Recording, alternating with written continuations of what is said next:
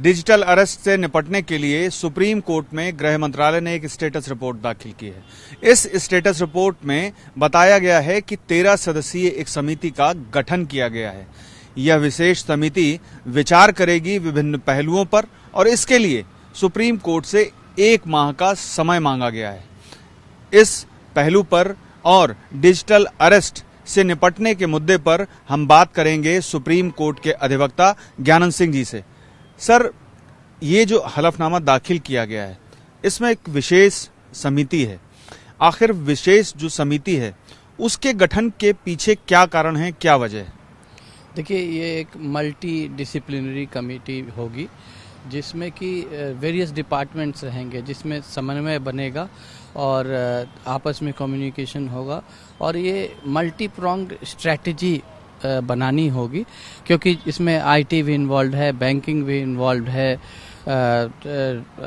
Finance ministry भी involve होगी कई हद तक, और ओबियसली होम मिनिस्ट्री और लॉ एनफोर्समेंट एजेंसीज का अहम रोल रहेगा। बट इनका जो दायरा है सीमित हो जाता है जब हम आईटी की ओर चले जाते हैं या बैंकिंग में चले जाते हैं। तो वो यहाँ पे एक मल्टी प्रोंग्ड जो मल्टी डिसिप्लिनरी कमेटी है और वेरियस मिनिस्ट्रीज का सहयोग होगा और इससे एक यूनिफॉर्म पॉलिसी बनाने में, जिसमें कि हर एक डिपार्टमेंट अपने लेवल पे जो भी सहयोग देगा, तो इससे एक प्रिवेंटिव मेजर्स जो है ज़्यादा आसानी से हो पाएगी। प्यूनिटिव तो एजेंसीज कर रही हैं और प्रिवेंटिव के लिए ये जरूरी था कि हर एक डिपार्टमेंट एक सुनिश्चित प्लान के तहत आगे बढ़े। यानी कि भविष्य में अगर किसी के साथ डिजिटल अरेस्ट का अपराध होता है और वो शिकायत करता है तो सभी विभाग, चूंकि अगर देखा जाए कि एकीकृत व्यवस्था अगर की जाएगी तो सभी विभाग एकजुट होकर के इस बुराई से निपटने का काम कर सकेंगे। देखिए, जहाँ तक ये जो सभी विभाग के जोड़ने का बात है और जो क्राइम हो जाता है उसके बाद धीरे धीरे जो है एनफोर्समेंट एजेंसीज या कोर्ट के जरिए सारे इन्वॉल्व होते हैं, बट इससे अभी जो हो रहा है इससे काफ़ी हद तक प्रिवेंटिव मेजर्स लिए जाएंगे। जैसे एआई टूल्स कैसे हम बैंकिंग में यूज़ कर सकते हैं और वेरियस उसमें जो कि जिससे हम प्रिवेंट कर सकते हैं। रियल टाइम चेक कैसे कर सकते हैं, जैसे रियल टाइम कोई ऑर्गेनाइज्ड क्राइम हो रहा है, कोई सिंडिकेट है जो कहीं यहाँ से पैसा जा रहा है, उसको ट्रैक करेंगे तो रियल टाइम मॉनिटरिंग होगी। रियल टाइम अगर मॉनिटरिंग या रियल टाइम हम उस पर एक्शन ले पाएंगे तो प्रिवेंट किया जाएगा काफ़ी हद तक ऐसे क्राइम्स को।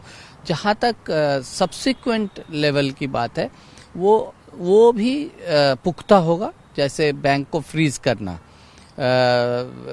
मनी जो ज़्यादातर ये पैसे मनी लॉन्ड्रिंग के जरिए कहीं जाते हैं, तो इसमें पीएमएलए को किस तरह से हम यूज़ करेंगे, बैंकिंग के साथ कैसे कम्युनिकेट करेंगे, जो एंड बेनिफिशियरीज हैं इस पैसे के, अगर उसको हम पकड़ लेंगे तो ये क्राइम अपने आप में कम हो जाएगा। फाइनेंशियल इंटेलिजेंस यूनिट जो है उसको ये जिम्मेदारी सौंपी गई है कि जो इलिसिट एग्रीगेटर्स हैं उनसे निपटने के लिए वो आगे कदम बढ़ाए।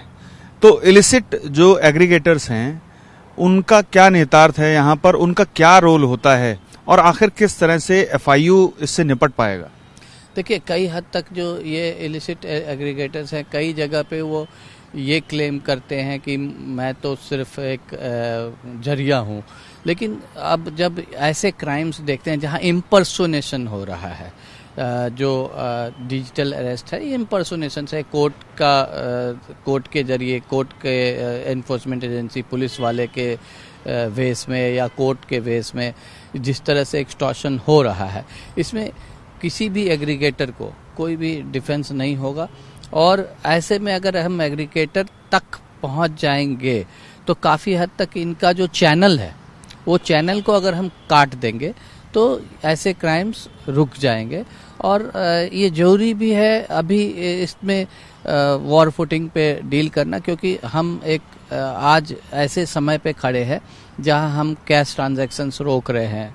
पॉलिसी है हमारी गवर्नमेंट की, हम डिजिटल कोर्ट्स की तरफ बढ़ रहे हैं और हमने टेक्नोलॉजी को यूज़ करना है, क्योंकि अदरवाइज़ हम टेक्नोलॉजी को यूज़ नहीं करेंगे तो हम पीछे रह जाएंगे। हम डिजिटल कोर्ट्स हैं, फिर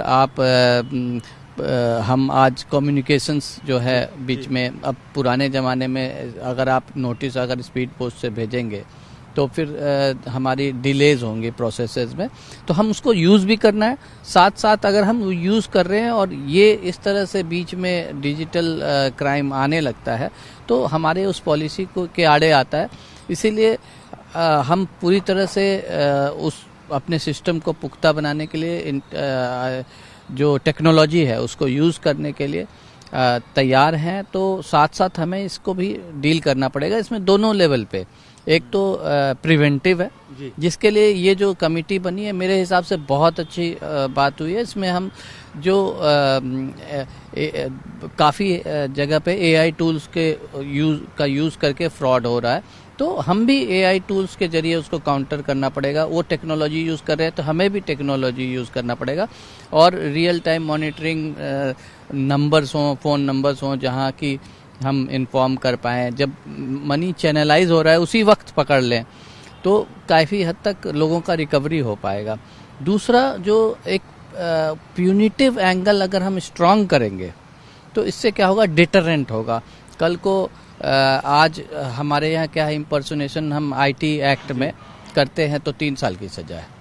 तो ऐसे में अगर मुझे हम कॉस्ट बेनिफिट एनालिसिस करते हैं, इनफैक्ट जो स्कैमस्टर्स हैं वो भी कॉस्ट बेनिफिट है, पकड़े जाएंगे तो 3 साल की सज़ा होगी।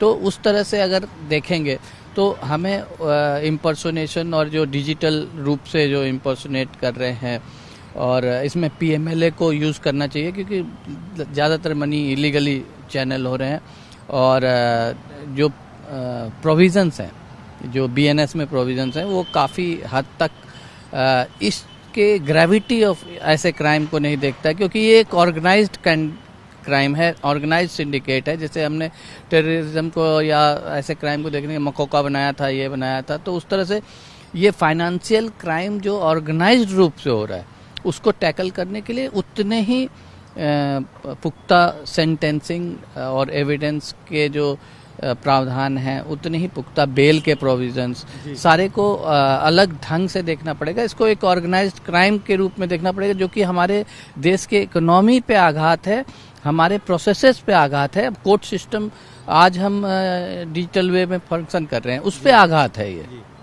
क्या यही वजह है कि सुप्रीम कोर्ट ने इस जो डिजिटल अरेस्ट के सभी मामले थे वो केंद्रीय एजेंसी को सौंप दिए? क्योंकि ज्यादातर जो स्कैमर्स होते हैं वो विदेशों में बैठ करके स्कैम करते हैं। ऐसी स्थिति में रॉ की भी जरूरत पड़ सकती है।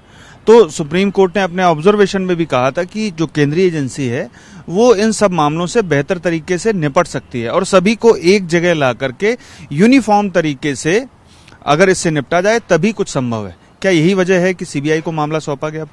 देखिए, आप इस क्राइम के उसको देखिए, कोई एक व्यक्ति किसी वेस्ट बंगाल के किसी रिमोट से जगह पे बैठा है, वहाँ से ऑपरेट करता है। किसी जो व्यक्ति यहाँ दिल्ली में बैठा हुआ है उसको चीट करता है, पैसा किसी और देश में जाता है यहाँ के, तो ये एक जगह का क्राइम नहीं है। इट्स लाइक इसको हम इसीलिए एक यूनिफॉर्म लेवल पे, नेशनल लेवल पे किया गया है और इसमें इंटरपोल का भी यूज़ होगा और यूज़ होना ही है, क्योंकि इंडिया इंटरपोल का पार्ट है और सीबीआई के थ्रू हम इंटरपोल से इंटरैक्ट करते हैं और हेल्प लेते हैं। सीबीआई तो इसमें जो मनी का चैनलाइज जो रूट है उसके लिए एक सेंट्रल एजेंसी की ज़रूरत थी और ऐसे क्राइम किसी एक जगह पे या एक पुलिस स्टेशन में नहीं होता कि उस पुलिस स्टेशन के जुरिस्डिक्शन में हो, अदरवाइज भी वो जुरिस्डिक्शन से बाहर की बात है।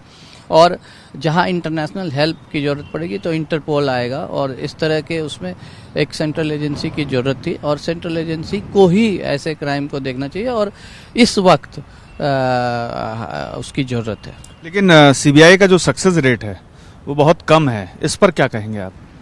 देखिए, सक्सेस रेट जो अभी हम बता रहे हैं उसमें फिर यही है, इंटरडिसिप्लिनरी जो अभी कमेटी बनी है, सक्सेस या फेलियर उस पर निर्भर होता है कि आप कितने इन्फॉर्मेशन कलेक्ट कर रहे हैं। तो आज टेलीकॉम डिपार्टमेंट आपके साथ होगा, रिजर्व बैंक आपके साथ होगा, पैसा किस तरह से किस उससे इंटरनेट के भी वो आईपी प्रोटोकॉल आईपी होते हैं, तो कैसे गया, क्या गया।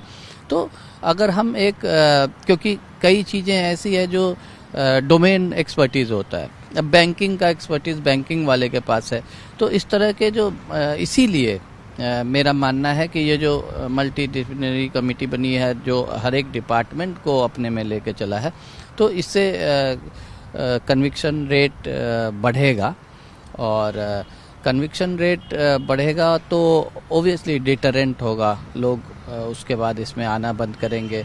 और जो दूसरा जो मैंने बोला प्यूनिटिव एंगल होगा तो डिटरेंट होगा, तो वो भी ध्यान में रखना है, क्योंकि इसमें इस कमेटी को होम मिनिस्ट्री हेड कर रही है, तो होम मिनिस्ट्री लीगल चेंजेस को भी प्रपोज करे, जो कि अभी तक शायद जो हमने देखा है अभी तक उस दिशा में नहीं बढ़ रहा है। हम प्रिवेंटिव की तरफ चल रहे हैं कि किस तरह से इसको प्रिवेंट किया जाएगा।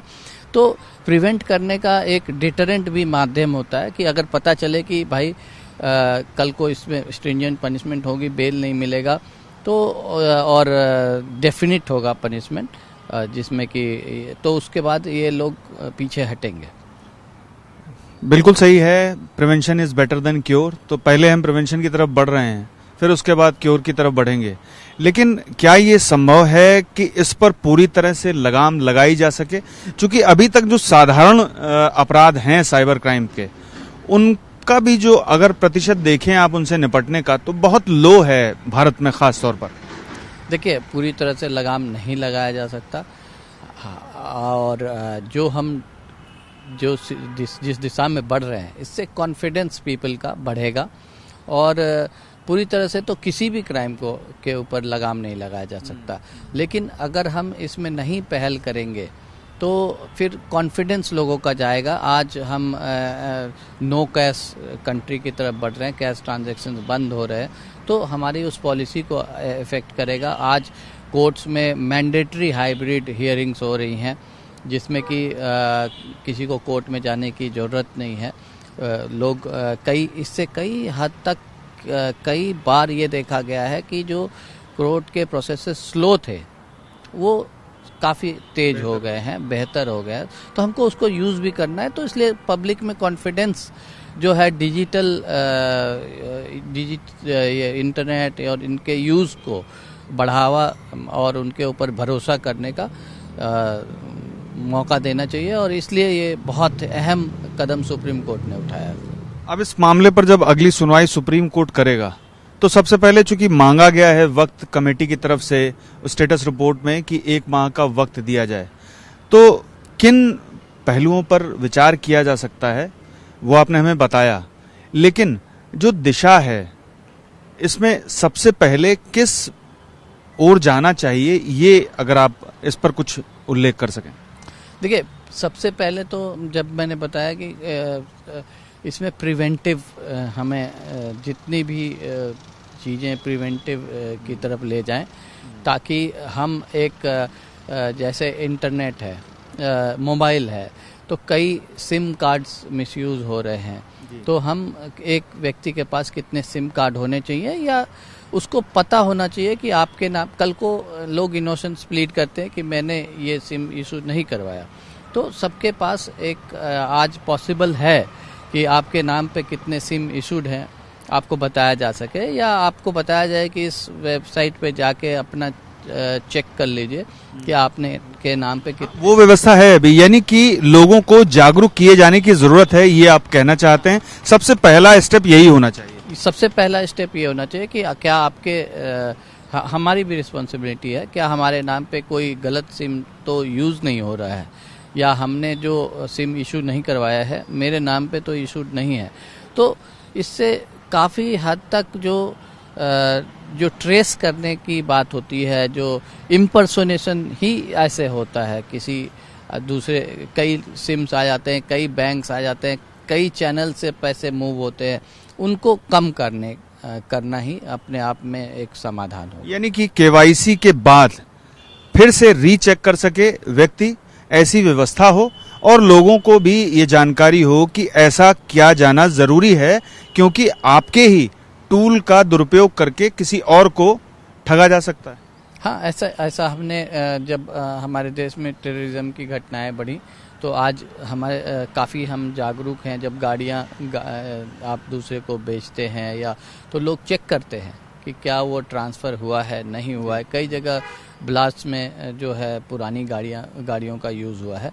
तो उस तरह से आपके सिम को भी, और ये भी एक टेरर से कम का क्राइम नहीं है, क्योंकि अभी जिस केस से ये मामला उठा है बहुत ही दुखद घटना थी। एक विडो हैं, पेंशनर हैं, उनके सारे पैसे निकाल लिए गए। अब वो एक वृद्ध महिला, उनको अपने जीवन के जितने भी उनकी वो थी सारी पूंजी चली गई। तो ऐसे केसेस में हमें भी संवेदनशील होना होगा और जो सुप्रीम कोर्ट कर रहा है वो सही दिशा में है।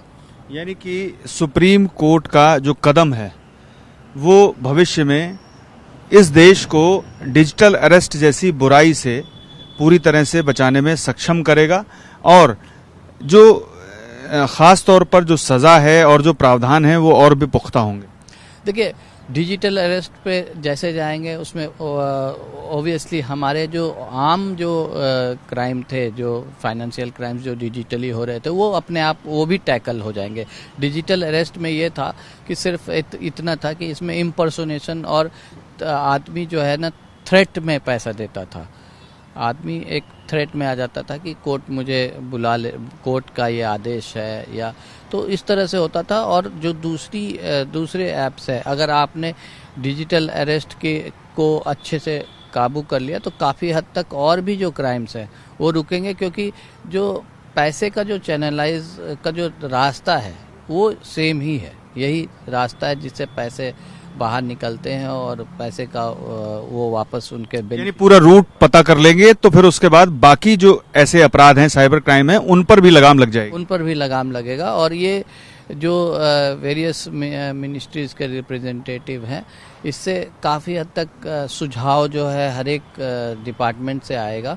तो इससे हम एक पुख्ता फ्रेमवर्क बना पाएंगे जिससे कि आगे ऐसी प्रॉब्लम कम हो।